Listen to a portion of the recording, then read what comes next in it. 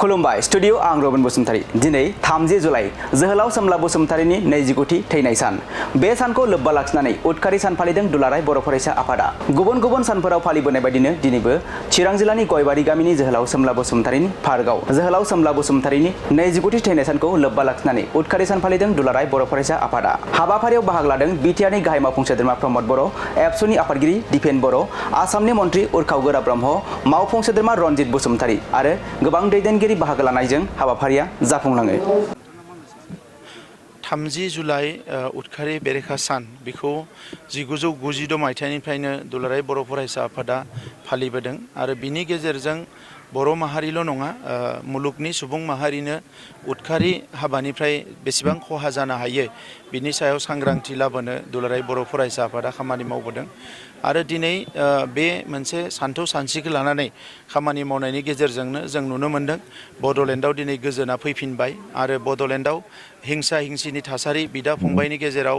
आगोलाव जि गावबा गावनि गेजेरावनो दाङाबाजि एबा बुथारलायनाय थासारि बे जोंनि माहारिनि गेजेराव दायो नुनो मोनला जोबोद मोजां मोनसे थासारि फैदों दिनैनि बे सानाव आङो जोहोलाव सोमला बसुमतारी बिथांनि जिउ सोलेरनि खाथियाव आङो आर'ज गाबदों जे बिथाङा अरायसम बर' माहारिखौ बोर सारस्रि हरथों आरो अबंलावरनि खाथियाव आर'ज गाबदों बिथांनि जिउ सोलेरखौ अरायसम सोरगोआव आलो गोजोनै थानो जायगा होथों बेनि थाखाय आङो आर'ज गाबदों आरो लोगोसे दुलाराय बर' फरायसा आफादा बे गोलाव सम उदखारिनि जि बायदिसिना महर एबा उदखारि खामानिनिफ्राय बबेबा मोनसे हारिया बबेबा मोनसे ओनसोला बोरैबायदि खहा जानो हायो बे सांग्रांथिखौ खालामबोबाय थानायखाय बर' माहारिल' नङा जोंजों रायजो जानाय गुबुन गुबुन माहारियाबो दिनै बे सांग्रांथिखौ मोननो हादों आरो बिनि गुबै खोथाफोरखौ बुजिनो हादों दा नंखायनो दुलाराय बर' फरायसा आफादखौ आं बाख्नायो फैबाय थानाय समाव जोंनि जाखांबोनाय जोलै एबा गोदान जोलैनोबो जोङो बेबायदि उदखारि एबा हिंसानि थासारिफोरखौ जाहाथे जोंनि गेजेराव मालाबाबो जायगा होआ बिनि थाखाय सांग्रां खालामलांबाय थानांगोन हाबा मावलांबाय थानांगोन बेवहाय दुलाराय बर' फरायसा आफादा बिबान लागोन आं बेखौ मिजिं थिदों दिनै बेवहाय जों बयबो सानदों जे गुबुन गुबुन बर' माहारिनि गेदेमाफोरखौ हारिनि दैदेनगिरिफोरखौ जायफ्रा रुंसारि एबा मुंख्लं जालांबाय बिथांमोनखौ जेरैबायदि सिबिनाय जादों जोहोलाव सोमला बसुमतारीखौबो सिबिदों नाथाय बिथांनि थाखाय गोबां खामानि मावबावनांगौ दङ होननानै बयबो सानदों जोंबो सानदों दा नंखायनो नैबे बिथांनि फबनाय थावनि जेराव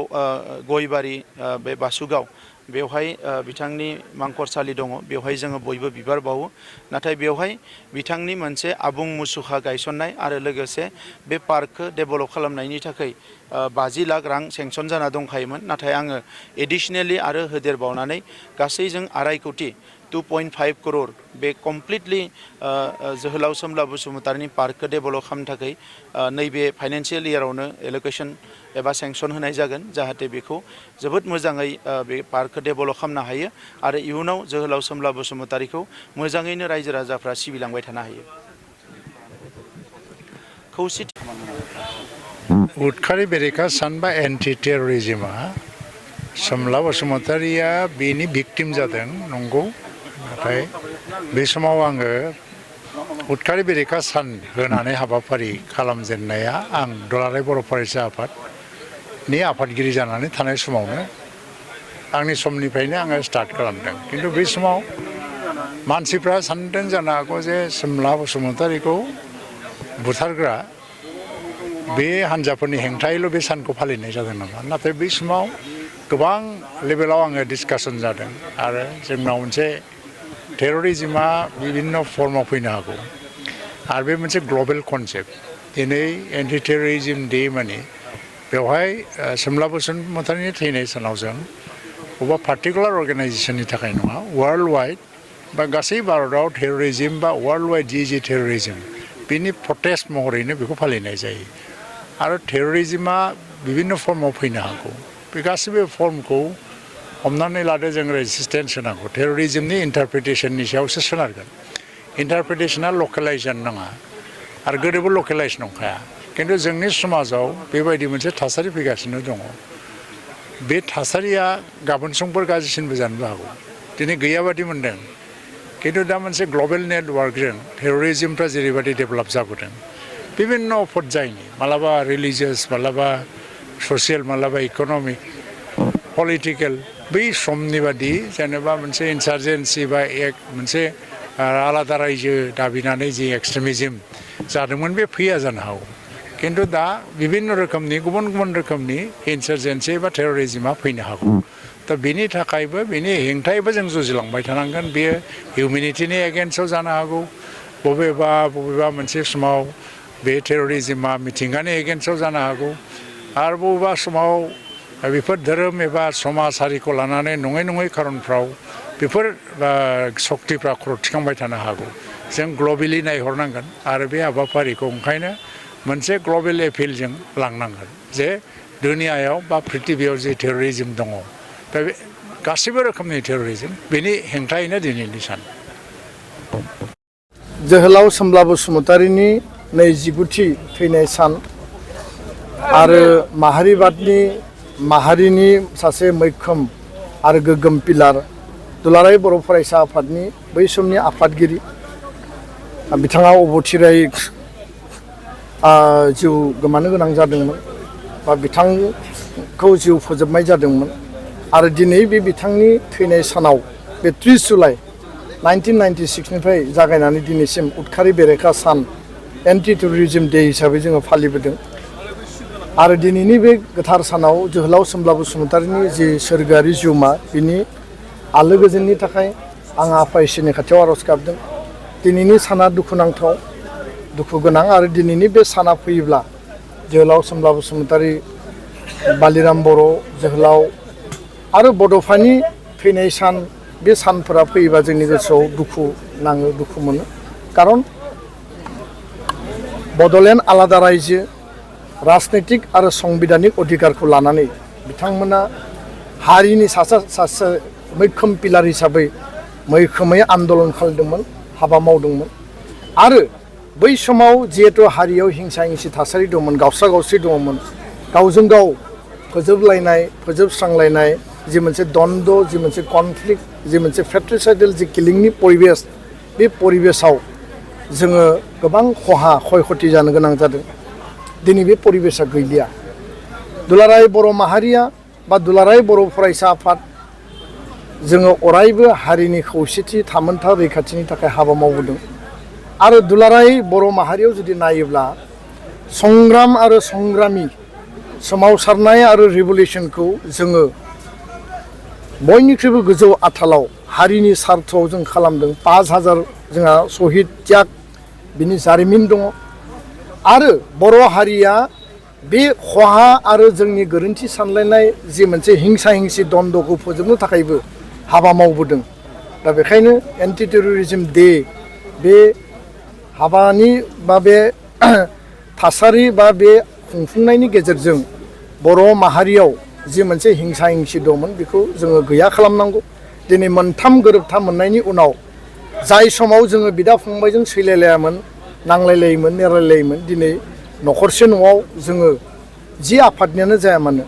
हाथियार लाग्रा आफाद गणतान्त्रिक आफाद जोङो ज' जिरायनानै दिनै ओंखाम जालायनो हानाय बाथ्रा रायलायनो हानाय साहा लोंलायनो हानाय गोरोबलायनाय सान्थि परिबेस जोङो दिनै मोननो हाबाय आरो बिदा फंबायनि गेजेराव दिनै अनलायलायनाय बिसास निमाहा होलायनाय जि जालांबाय हारिनि सार्थआव सोमावसारनायाव जोंनि गेजेराव गोरोन्थि माखासे डेम'क्रेटिक आरो नन डेम'क्रेटिक बे कनफ्लिक्टआव जोङो खहा जाबाय बेखौ दिनै निमाहा होलायनायनिबो परिबेस फैबाय दा बेखायनो आं सानो जे जोङो रावखौबो थांखिनानै उदखारि बेरेखा सान सोरखौबा जोङो उदखारि साजायनानै खुंफुंनाय बे हाबाफारि नङा गोबां समाव बे खोथाफोरखौ मानसिफ्रा कमेन्ट होयो अपिनियन होयो जायफोरा खोथाफोरखौ गोथौयै साना दिनै जोङो बे हाबाफारिखौ बेबायदि जोङो दिबस हिसाबै जुदि लानानै फालियामोनब्ला दिनै जोंनि गेजेराव दाबो बिदा फंबायनि गेजेराव बे जे गोरोन्थि सानलायनाय जे मोनसे कनफ्लिक्ट बे कनफ्लिक्टआ जोबनाय नङामोन खोथाफोरखौ साज्रां साननाया थिग नङा गोथौयै साननांगौ आरो बेखायनो दिनै जोङो गोरोबलायनाय अनलायनायनि मोनसे थासारि लाबोनो हादों जोहोलाव सोमब्ला बसुमतारीया जि परिबेसाव बर' हारिखौ दैदेनदोंमोन सासे संग्रामि सासे दाद गोसोनि जि पिलार हिसाबै आरो दिनै फैयै जोङो बे मोनसे मोजां गेरेमसा बर' माहारि दानायनि जि मोनसे लामा हान्थिनायाव बर' हारिनि नैबे आथालखौ जों मोनफैदों बेखायनो दुलाराय बर' फरायसा आफादा दिनैनि बे सानाव जोहोलाव सोमब्ला बसुमतारी गोसोखांदों आरो दिनै जोंनि बड'लेण्डआव आसामाव बा बर' मैखोम ओनसोलाव गोजोननि थासारिया दिनै फैबाय सान्ति परिबेस फैबाय गासैबो आफादफ्रा ज' लोगो नांनानै दिनै सावरायलायनो हानाय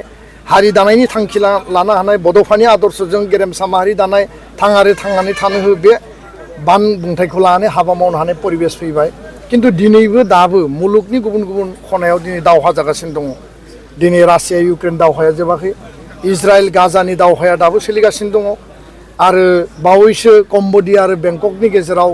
मोनसे मन्दिरखौ लानानै बे कनफ्लिक्ट जादों बा इन्डिया पाकिस्तान माने थांनाय नैबे एप्रिल मे दानाव पेहेलगाम कान्द'आव मानबता बा हिउमेनिटि बा सुबुंथिखौ जेरैबायदि फोजोबस्रांनाय जाबाय बेयाव 22-23 जन मानसिखौ जेरैबायदि गावथारनाय जाबाय बर्बर भाबै मिडल इन्डियायाव दिनैबो माने माखासे एक्सट्रिमिजम जि परिबेसा दाबो दङ आरो बेबायदि थैलायनाय बुथारलायनायखौ जों मालाबाबो लुबैया जोंनि सान्थिनि जि थासारि बेयो मुलुगाव गोसारथों आरो दिनै बर' माहारियाव आसामाव बर' ओनसोलाव उदखारिनि गुबुन मोनसे रुप जों नुनो मोन्दों बे जाबाय जौ जुवा दायना दायनि बा उन्दै बैसोआव मानसि लांखारनाय माने आइजो आरो गथ' माने उन्दैफोरनि सायाव जि दमन आरो ट्राफिकिं फारसेथिं ड्राग्स आरो बे ड्राग्सनि इम्पेक्टआ दिनै बर' हारिखौ दिनै गादबनो नागिरदों दा बेखायनो उदखारनि गोबां महर थानो हायो हाथियार लानानै उदखारि खालामनायाल' बे उदखारि नङा उदखारिनि गोबां महर थायो दा बेखायनो जोङो बेखौ सिम्बलिक हिसाबै दिनैबो उदखारि बेरेखा सान उदखारिनि जिकुनु महरानो बर' हारियाव बर' ओनसोलाव बड'लेण्डआव आसामाव जाहाथे थानाङा बर' कसारि काउन्सिल बा कार्बि आंलं गुबुन गुबुन ओनसोलाव बेखौ जोङो लादों आरो दिनै बे हाबाफारिया मोजाङै जाफुंसारबाय